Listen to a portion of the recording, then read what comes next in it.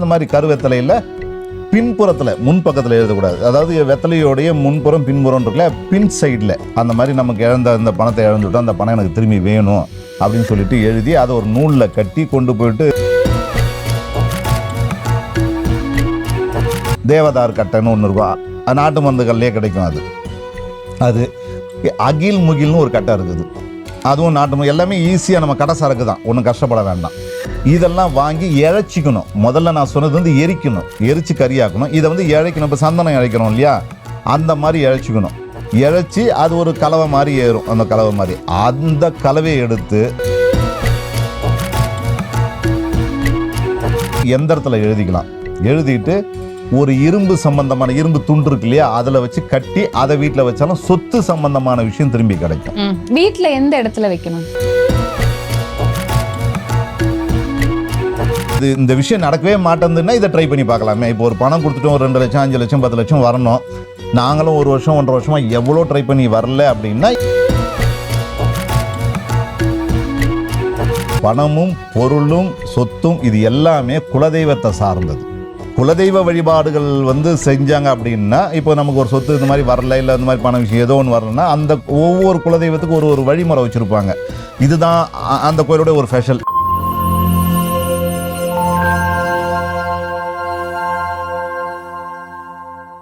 Cosmo view நேயர்கள் அனைவருக்கும் வணக்கம். இன்றைய நிகழ்ச்சியில பரிகாரங்கள் குறித்து நமக்கு இருக்கக்கூடிய சந்தேகங்களுக்கு விளக்கம் கொடுக்கறதுக்காக அக்னிருத்ரன் குருஜி அவர்கள் நம்ம கூட இணைந்திருக்காங்க. தொடர்ந்து நிறைய விஷயங்கள் பேசலாம். வணக்கம் குருஜி. வணக்கம். வாழ்க நலம். பிறர் நலனில் அக்கறை கொள்ளும் அனைவருக்கும் அடியனின் பணிவான வணக்கங்கள். நான் உங்கள் அக்னிருத்ரன் சுவாமிகள், ஸ்ரீ காமாக்கியா தேவி உபாசகர். சொல்லுங்க, எப்படி இருக்கீங்க சார்? நல்லா இருக்கேம்மா. சரி, இன்னைக்கு நிகழ்ச்சியில வந்து இந்த இழந்த பணத்தை திரும்ப கிடைக்கிறதுக்கு ஏதாவது பரிகாரம் இருந்தா சொல்லுங்க சார். நிறைய பேர் வந்து நாங்க பணத்தை இழந்துட்டோம், எங்களை ஏமாத்திட்டாங்க அப்படின்னு சொல்றாங்க. இந்த மாதிரி பணத்தை இழந்தவங்களுக்கு ஏதாவது ஆன்மீக குறிப்புகள், பரிகாரங்கள் இருந்தா எங்களுக்காக சொல்லுங்க. ஒரு பொருளை தொலைக்கிறோம், இல்லை இழந்துட்டோம் அப்படின்னா அது கர்மால தான் சேரும். முதல்ல கர்ம சாந்தியை செஞ்சிட்டோம் அப்படின்னா இழந்த பணத்தை திரும்பியும் தொலைக்காம இருக்கிறதுக்கும் பார்த்துக்கலாம், இழந்ததை கொண்டு வரதுக்கும் அடுத்த பரிகாரம் என்னன்னு பார்ப்போம். முதல்ல இந்த மாதிரி நம்ம ஒரு பொருளையோ பணத்தையோ நம்ம எங்கேயாவது கொடுத்து திரும்பி வரல, இல்லை ஏமாற்றப்பட்டுட்டோம் அப்படின்னா கர்மசாந்தி முதல்ல பண்ணிக்கணும். இந்த கர்மசாந்தி எப்படி பண்ணிக்கலாம்னா, ஈஸியாக பண்ணுறதுக்கான வழி எப்படின்னா, இந்த தசமின்னு ஒரு திதி வரும் நம்ம கேலண்டரில் பார்த்தா, எல்லாருமே திசை வளர்பிறையிலையும் இருக்கும், தேய்பிரையிலும் இருக்கும். இதில் தேய்பிரையில் வரக்கூடிய தசமி திதிக்கு சமுத்திரஸ்தானம் கடலில் போய் குளிச்சுட்டு வரணும். ஒரு 3 தடவை 3 தேய்பிரை தசமியில் குளிக்கலாம். இப்போ கடல் இல்லை, பக்கத்தில் இல்லை, தூரமாக இருக்கிறவங்களா இருப்பாங்க இல்லையா, அவங்களாம் நதியில் குளிக்கலாம், ஓடுற தண்ணியில். அது மாதிரி தசமி திதியில் குளிக்கலாம். இந்த ரெண்டும். அதுவும் நம்ம பக்கத்தில் இல்லை, அந்த மாதிரி ஓடுற மாதிரி இல்லை அப்படின்னா கோயில் குளங்களில் அஷ்டமியில் குளிக்கலாம். அஷ்டமி அன்னைக்கு தேய்பிரை அஷ்டமியில் கோயில் குளத்தில் குளிக்கலாம். குளிச்சுட்டு யாருக்காவது தான தர்மங்கள் செய்துட்டு வந்தோம்னா இந்த கர்ம சாந்தி ஆகிடும். மீண்டும் அந்த மாதிரி விஷயங்கள் நடக்காமல் இருக்கிறதுக்கு இது ஒரு எளிமையான வழி. இப்போ நம்ம பொதுவாக இந்த மாதிரி கொடுத்துட்டேன், பணத்தை கொடுத்துட்டோம், எனக்கு அங்கேருந்து வரவே மாட்டேங்குது, இப்போ அதுக்கு என்ன செய்யலாம் அப்படின்னா, முதல்ல வந்து விநாயகர் வழிபாடை ஒன்று முதல்ல தொடங்கிட்டு, அதுக்கப்புறம் வந்து திரவிய பட்டைன்னு ஒன்று நாட்டு மருந்துகளில் கிடைக்கும். அது எல்லா கடையிலுமே கிடைக்கிறதான் திரவிய பட்டை. அது பேரே திரவிய பட்டை தான் இருக்கும். அந்த திரவிய பட்டையை வாங்கி அதை நல்லா எரிச்சுக்கணும் வீட்டில் வச்சு. அதாவது நம்ம விளக்கில் காட்டி எரிச்சோம்னா அதுலேருந்து ஒரு கறி வந்துக்கிட்டே இருக்கும். அந்த கறியை தயார் பண்ணி அதில் நெய் விட்டு மை மாதிரி தயார் பண்ணிடணும். இப்போ அதுக்கப்புறம் கருவெத்தலைன்னு ஒரு வெத்தலை இருக்குது. அந்த வெத்தலையில் நம்ம இழந்த பணம் மீளணும்னு சொல்லி எழுதிக்கணும். அதில் ஒரு குச்சியில் தொட்டு நம்ம ரொம்ப ப்ராப்பராக எழுதணும்னு அவசியம் இல்லை. இந்த மாதிரி கருவெத்தலையில் பின்புறத்தில் முன்பக்கத்தில் எழுதக்கூடாது. அதாவது வெத்தலையோடைய முன்புறம் பின்புறம் இருக்குல்ல, பின் சைடில் அந்த மாதிரி நமக்கு இழந்த அந்த பணத்தை இழந்துவிட்டோம், அந்த பணம் எனக்கு திரும்பி வேணும் அப்படின்னு சொல்லிட்டு எழுதி அதை ஒரு நூலில் கட்டி கொண்டு போயிட்டு இந்த பாம்பு புத்து, அந்த கரையான் புத்துன்னு சொல்லுவாங்க, அதில் கொண்டு போய் போடணும். அப்படி இல்லைன்னா ஓடுற தண்ணியில், கடலில், இந்த மாதிரி இடங்களில் போட்டு வரலாம். கால் மீறி படக்கூடிய இடங்களில் போடக்கூடாது. இந்த மாதிரி செய்யலாம்.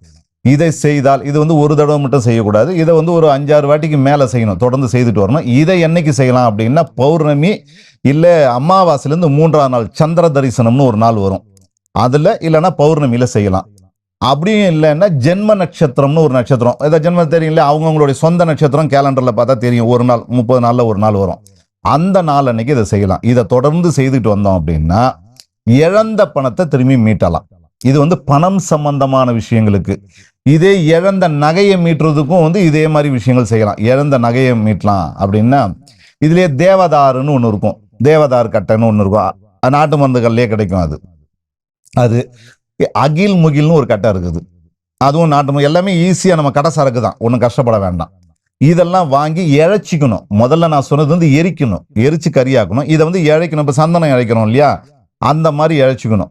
இழைச்சி அது ஒரு கலவை மாதிரி ஏறும். அந்த கலவை மாதிரி அந்த கலவையை எடுத்து நமக்கு வந்து எதுலையாவது இந்த காயின், இந்த ரூபா காயின் இருக்குல்ல, இந்த காயின்ல தடவி வச்சுக்கணும். அதை சேவ் பண்ணுறதே எப்படி வச்சுக்கணும்னா அதில் எந்த வலிச்சு காயினில் தான் தடவி வைக்கணும். வேற பொருள் அதை சேவ் பண்ணக்கூடாது.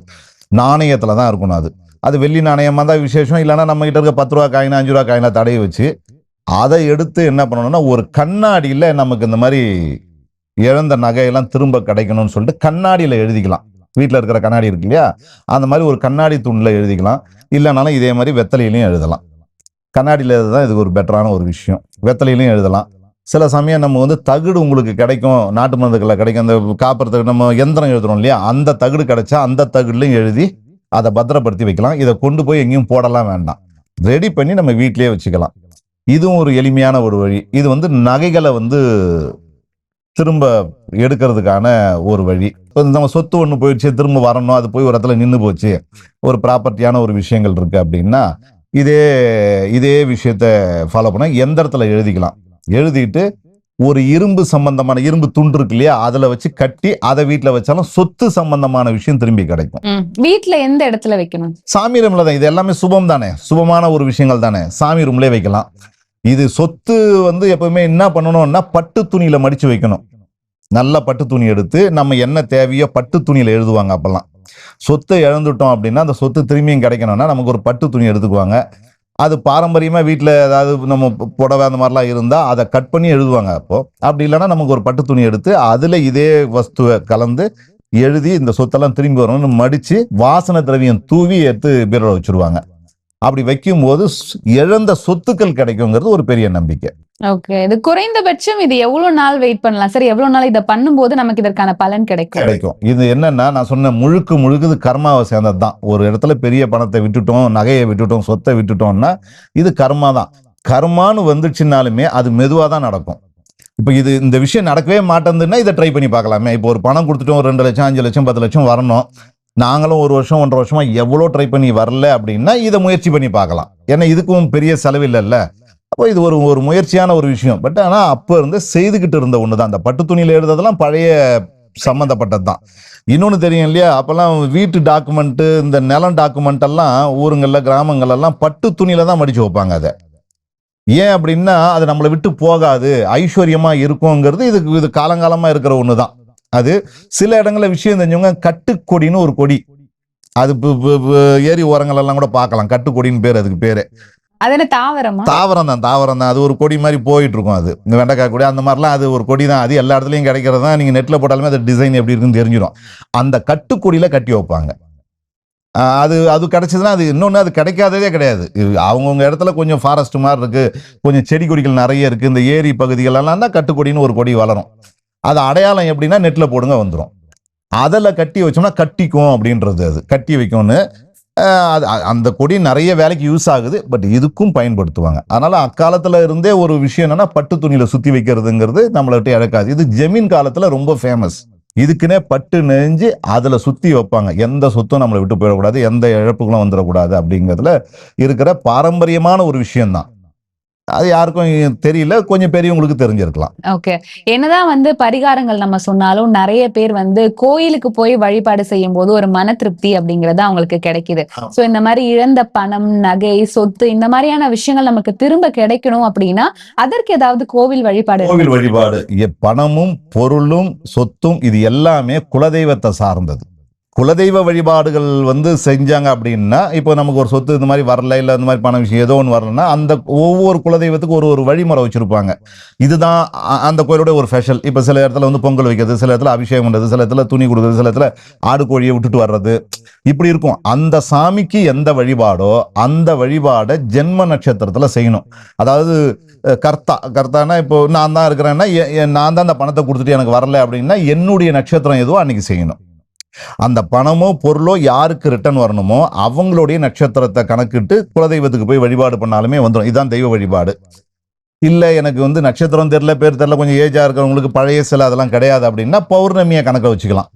இல்லைன்னா அமாவாசை வந்து 3ஆம் நாள் சந்திர தரிசனத்தை கணக்கு வச்சு இதை செய்யலாம். இந்த ரெண்டும் வந்து முக்கியம். இல்லை எனக்கு குலதெய்வமே தெரியலன்றவங்களாம் இருக்காங்கல்ல, இப்போ நிறைய பேர் நம்மகிட்ட கேட்பாங்க குலதெய்வமே தெரியல அப்படின்னு. அப்படி இருக்கிறவங்க இஷ்ட தெய்வத்துக்கு படலாம்.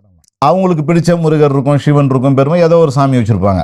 அந்த சாமியை தேர்ந்தெடுத்து அங்கே போய் அந்த கோயில் எந்த கோயிலோ அந்த கோயிலில் போய் ஒரு வழிபாடை கொண்டு வரணும். ஏதாவது ஒரு வழிபாடு பண்ணிட்டு வந்தோம் அப்படின்னா இதே மாதிரி தெய்வ வழிபாட்டில் இதுதான், இந்த மாதிரி விஷயங்கள் பண்ணலாம். சோ இழந்த பணம் நகை திரும்ப பெறறதுக்கு என்ன மாதிரியான பரிகாரங்கள் இருக்கு அப்படிங்கறத பத்தி நிறைய விஷயம் எங்களுக்காக சொன்னீங்க. எளிமையா வீட்ல இருந்தபடியே எப்படி செய்யறது அப்படின்றதையும் சொன்னீங்க.